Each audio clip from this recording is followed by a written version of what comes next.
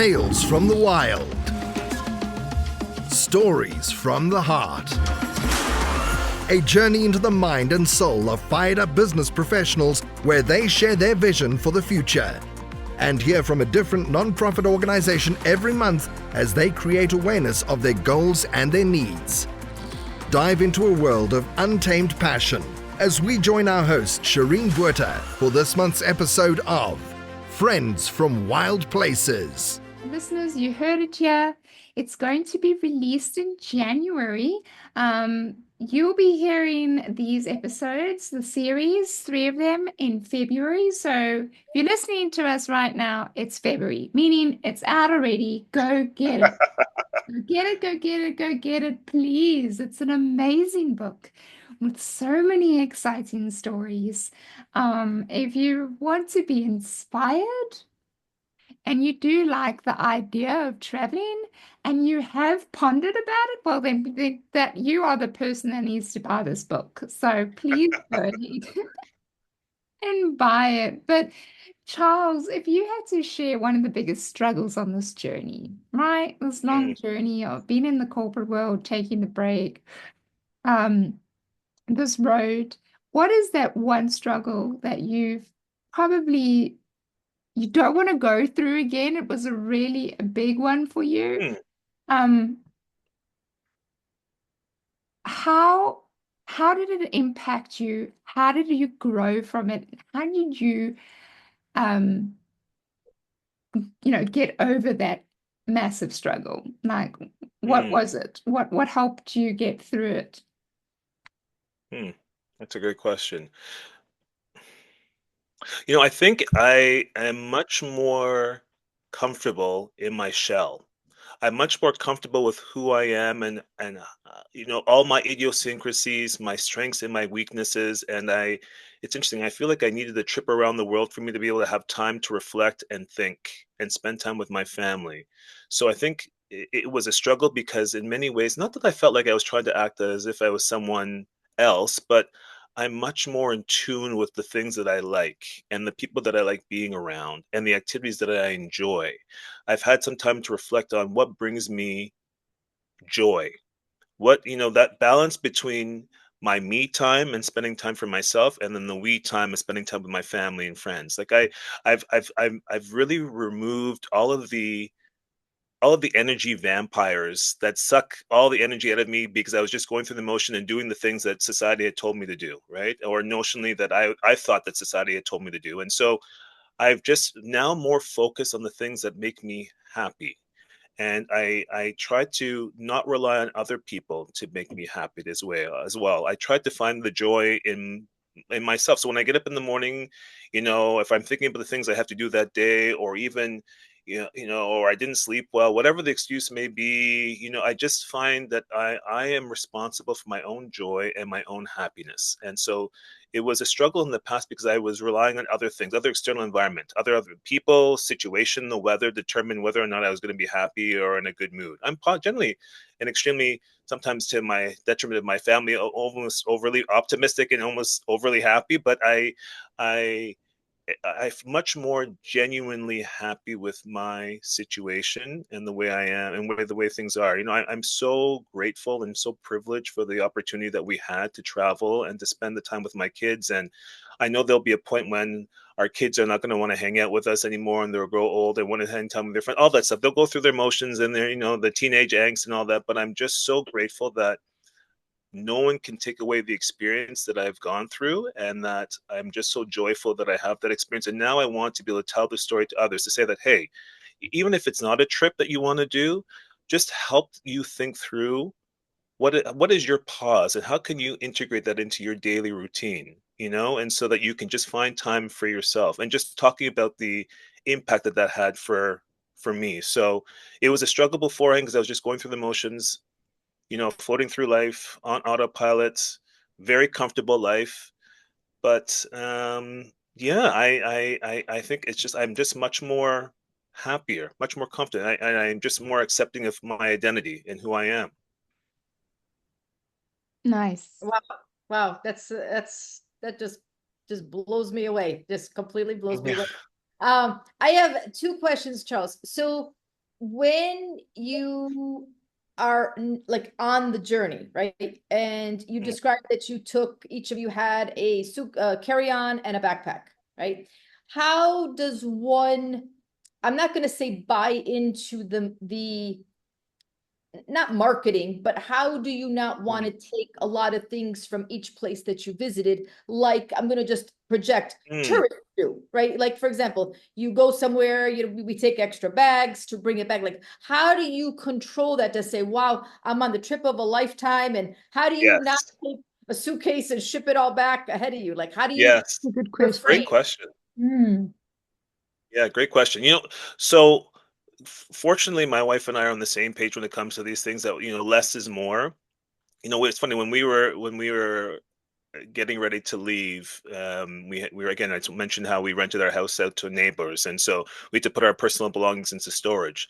And it's not until I don't think we have a lot of stuff. I'm quite a minimalist. The kids are pretty good, ish in terms of the number of toys and things that they have. We've kept that to a minimum, et cetera, et cetera. And so when we were packing up everything and personal belongings, you realize how much stuff you have, and so we got rid of a lot of stuff. We put a lot of stuff in storage, and then when you're traveling, you realize like, wow, I've forgotten all the stuff we put into storage. Like I don't know what it is. It's of course it's winter clothing because we're not traveling anywhere cold, but all the other things that we have is just stuff. Does it make me any happier? Does it bring contentment to my life? Not really. It's the experience of where I am right here and right now. And so, to answer your question, Tanya, for us, we made an agreement before leaving that we were not going to get another suitcase. We were not going to ship more stuff on. I'll take a step back. What I will say is that the world has become much more, in an unfortunate way, in some ways, commoditized when it comes to traveling.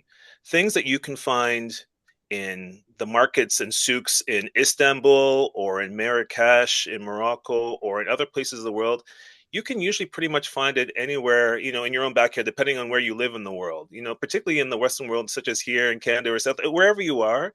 Like it's very difficult now to get those authentic experiences or authentic things that are not available elsewhere or not available for purchase online. So, when you're going traveling somewhere and then you're trying like, wow, this is a unique thing. You're like, well, there's a place just down the street from us that sells the same thing, right? And if anything, it's all probably made from the same place anyhow. So there were things like that were kind of like, do we really need this? Do we really want to lug it around? We're first 2 weeks in, we've got another 8 months to go. Do we really want to carry around this stuffed teddy because, that's from a practicality perspective, I think that's where it is. And all this stuff is available everywhere. So very rarely I feel like can you get the experience or things that are not available that are available in one particular place that are not available elsewhere. We made the decision to purchase one piece of art from each country that we went to. So that was the thing that we agreed to do, that we purchased just one thing of art from each place that would adorn our walls and provide us that memory of that place. So the kids got little things, but the keychains, they love keychains. And so, you can hear them coming down the street from school because their backpacks are kind of rattling away, with their keychains from each different place around the world. And they bought little things for their friends, little tokens and stuff like that, but nothing massive that we got. And all the pieces of art that we received were things that you could wrap up or you could put into easily into the suitcase. It didn't take up a lot of room. And again, because it was clothing for the summer, the girls, my two daughters, were able to put everything into their stuff into one suitcase. And so we kept the other suitcase, the fourth suitcase, for their school books, their laptop, little things like that. So yeah, that really, at the end of the day, it's that we've got a piece of art from each place we went to. They have their keychains from each place that we went to. So we don't have a lot of quote unquote stuff that we brought along from the trip. So we never felt the need to do that. If anything, I'm in the basement, but upstairs is one piece of art that's framed, and that's our reminder of our trip. Plus, of course, the plethora of pictures that we took on the trip, which are in the book as well. Yeah. Wow. Wow. Okay. And then the second question, because I had two. Yeah. The second question is, so aside from like documents, like aside from passport and anything legal, what would you say is the number one item that you will not leave home without? Oh. Well, I mean, I guess in this day and age, your cell phone is really what's there. I mean, that follows you everywhere. That's very important, because I think what we did is that we made sure that we had taken a picture of all of our important documents. Of course, you save them on your email or on the cloud, and you have access to them as well. But I think, yeah, that was the other thing. The piece that actually came in handy was our little in I think it's maybe a province, or maybe it's a Canadian thing as well, that everyone gets a little yellow booklet when you travel internationally of your immunizations, international immunizations. So that was helpful in some of the places that we went to prove that we had immunizations from those places as well. But so to be very simple, crass, I mean, I'm going to give a few things, but I think the piece that I found that was really helpful on our trip was the fact that we had provided each of our daughters with a digital camera, one of these old school digital cameras. So rather than having to use our phone to take pictures and capture their moments, they were able to use these digital cameras to take pictures on their own. So they didn't have to, like, can we borrow your cell phone to take a picture? Oh. There's something cool. So it was so, to be able to see the trip through their eyes of what's important and what's not important, things where I thought I would like, that's trivial, or, I'd gloss over it. And then to be able to actually then see them take pictures, and for them to go through those pictures is quite entertaining. So I think all those things there, but I think the piece for me that was really helpful from a family kids perspective was them having their own digital cameras, small little portable digital cameras that they could use on the trip. Wow. Oh, it's interesting, Charles, is that reminds me of, and my daughter's going to be getting married. So a few years ago, I remember back in the day, there was, how like people, if they got married, like in a formal setting, they would have, like, you hire a photographer or videographer or both. But then it became popular to have those kind of portable or disposable cameras on the table, so the guests can take the pictures, right? From their eyes. So it reminds me, from what you're sharing, especially for your daughters, that it's almost like these moments in time that are preserved. And it doesn't matter if it's a trip or a wedding or whatever, but you get to see it through the lens of somebody else's eye. Mm-hmm. That's a great example. That's exactly it. Exactly it. That's great. And the cameras, or even some of them have the Polaroids where you could actually take them, or even photo booths, that type of thing. But exactly, that's exactly it. I think that's Wow. amazing, Charles. That's such a good thing to do. It's their story, what's Yes, important to them. They'll click, and it's actually gives it such a window into your child's mind, and what's exactly. important to them. So, one last question, and then we'll get into something more lighthearted. Sure. Charles, do you consider yourself an entrepreneur? Hmm. Cool. Maybe an accidental entrepreneur or an accidental author. I do now. I do. Yes, it's such a loaded term or word, but I feel like it's become much more mainstream now. But yes, I would consider myself an entrepreneur now. Okay. This idea of now, I mean, the biggest hurdle for me now as becoming an entrepreneur is this idea of selling myself. I've always been used to, you sell yourself when you go to an interview or you meet someone, or you're selling a product or service. You're selling that product or service and not necessarily yourself. But the Yeah. biggest thing as an entrepreneur is that you're selling not only whatever product or service that you have, but your credibility to sell that product or service. And so that's something, being able to build my own brand has been a very interesting journey thus far, through the book and through speaking opportunities as well, on this idea of pausing or failure immunity. So yes, I do consider myself an entrepreneur. It's been an evolving journey, but I'm making my way there. Yeah, you are. You are. And, a lot of our listeners are these, young entrepreneurs or even old entrepreneurs. We really Hmm. focus on the entrepreneurs and business owners like myself who really changed their careers much later on in life, and made the massive leap to become a business owner at like late 30s, late 40s. And there's Yes, more of me. There's lots more people similar to me than yes, we think. And so, if there are any people, listeners out there that are in a yeah. position where they would love to take the next step, they want to get out of the corporate world, they don't enjoy the job, or they maybe do enjoy the job and they just don't feel like it's for them anymore, and they get into a space in their life where they want something new, they'd like to try it on their own, but they're too scared. Hmm. What would be your advice to them to make that leap of faith? Yeah, it's everyone's got unique situations or circumstances. Maybe you're working full time, maybe it's part time, maybe you're consulting. But I think the biggest thing for me was that you need to make that first step. You need to do something. You need to make that not necessarily a commitment, but you need to actually do something. Make that tiny step forward to actually doing something. So, I use the example yesterday. I posted my first, again, this whole social media thing has been such an interesting experience for me. LinkedIn, I've played a much more active role on, but Instagram, I've never had accounts and an account until maybe a few months ago before the book started. And Facebook, I think I was sharing earlier that my wife largely managed that and I had no interaction or dealing with that. And so I had to post, I decided, let me post a video. And I was just so gun shy of posting a video of me talking about this idea of my book and pausing, et cetera, et cetera. And I was worried about what other people would say. Was I delivering the right message? All the usual things that you go through your head where you start guessing yourself, right? And wanting to stay in your quote unquote comfort zone, right? And I just said, you know what? Let me do something. Let me put out a post. I'm going to take a video. I went through various iterations, changed a few things, but it's this idea of just do something. If your goal is to, whatever is become your own boss, become an entrepreneur, do something that at least moves you in that direction. You don't need to leave your day job 9 to 5 and just quit a whole cold turkey and just walk in and becoming an entrepreneur, but do something. If you're into photography, I met a gentleman who, loves photography. I'm like, okay, well, take a course.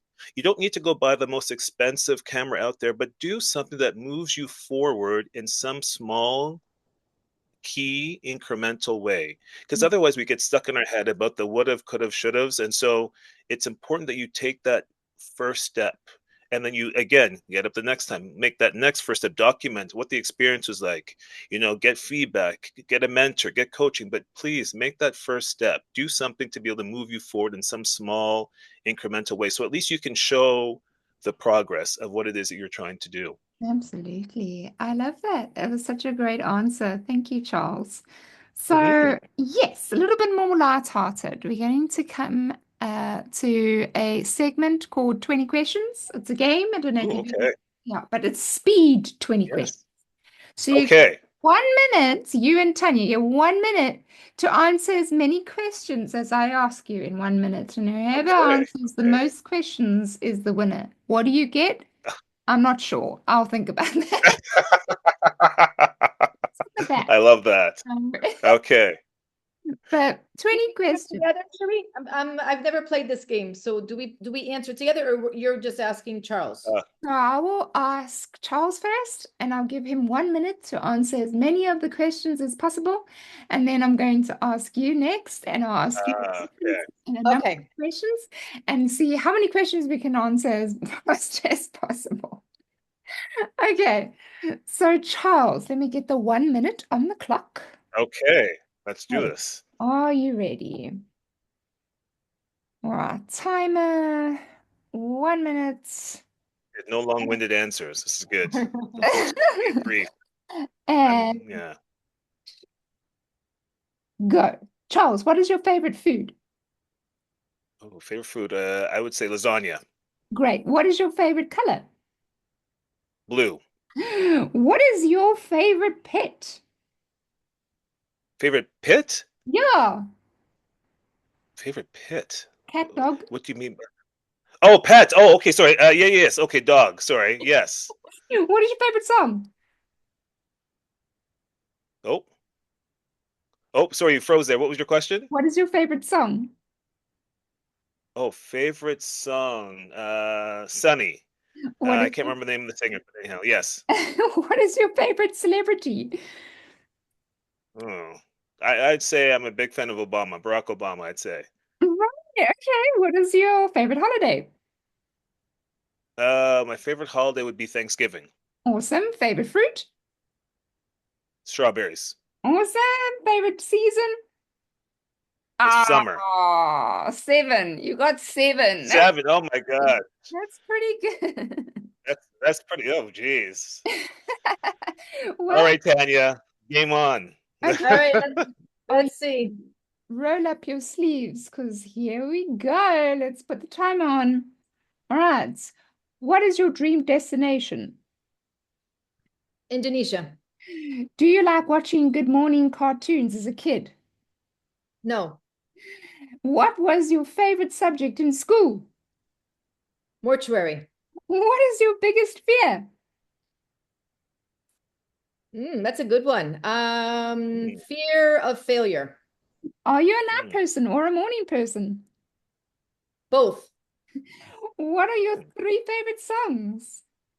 3 favorite songs. Neil Diamond. Wow. We have Caroline, Rivers of Babylon, and we have Made in America by Toby Keith. What do you Wow. like? What do you like wearing often? Black. Always black. Least favorite food? Least favorite food is going to be liverwurst. My gosh, do you like your job? Yes. Oh my gosh, that was just Tanya by 9. Good job, Tanya. Good job. That was really good. That was very good. That was fantastic. All right. It's That was funny fun. because you actually like it's because you don't have time to think. That's got to be the truth that comes out of you. You know what I mean? Like, Exactly. like I didn't think liverwurst was my worst food, but I guess it is. You know, like Oh man. It's true. I'm like, oh, favorite food. I don't think I've actually really thought. I'm like, I eat everything. So, but favorite? I'm like, yeah, yeah. good. You're right. You're right, Tanya. You gotta really be with it. Otherwise, you could be overthink it. Overthink it. Yeah, yeah. Well, thank you for participating.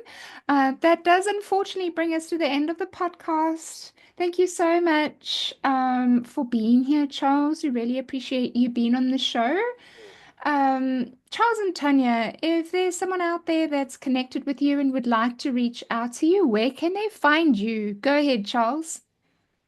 Sure. So they can find me through my website of charlesachampong.com, or they can find me through LinkedIn by looking at my name, Charles Achampong, or on Instagram.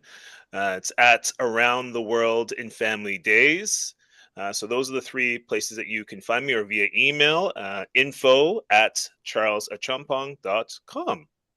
Love it. Tanya? Okay, I live on LinkedIn. I don't have a TV, haven't had one for about 30 years. So LinkedIn is my hub. You can find me at Tanya, Tanya, Scotece, Scotece. If anybody has any interest in a mortuary career, I am the director of the program at Miami-Dade College. I do expert witness serving funeral home and cemetery wrongdoings. And I'm also involved in senior placement, matching people with communities who can no longer live alone. So that is my wheelhouse, and be more than happy to connect with any listener in any arena. And how about you, Shireen? Where can we find you? Thank you, Tanya. Yeah, you can find Shireen's bookkeeping services on LinkedIn as well as their website. But you can also find me, Shireen Buerta, on all the socials, whether it be Instagram, TikTok, or Facebook. That's Shireen Buerta. You can follow me in my adventures. But for the podcast listeners, you are so welcome to always come back here. This is such a safe space for everybody. Please know that friendsfromwildplaces.buzzsprout.com is the website, friendsfromwildplaces.buzzsprout.com. Please go if you want to subscribe. It's only $5 a month for extra content. And if you're listening and want to listen to some more great content from other entrepreneurs and business owners from all over the world, the previous series we spoke to Estrella, who is the co-founder of Last Farewells. So she was amazing. If you want to go listen to some more content, go and click onto those. But other than that, you can for sure find us on YouTube. Please comment, subscribe again there. Thanks so much for listening, guys. And remember, you got this, and stay wild. Bye, guys.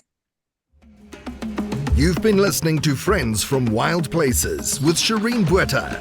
Be sure to subscribe to the podcast from the links to catch every episode and unleash your passion.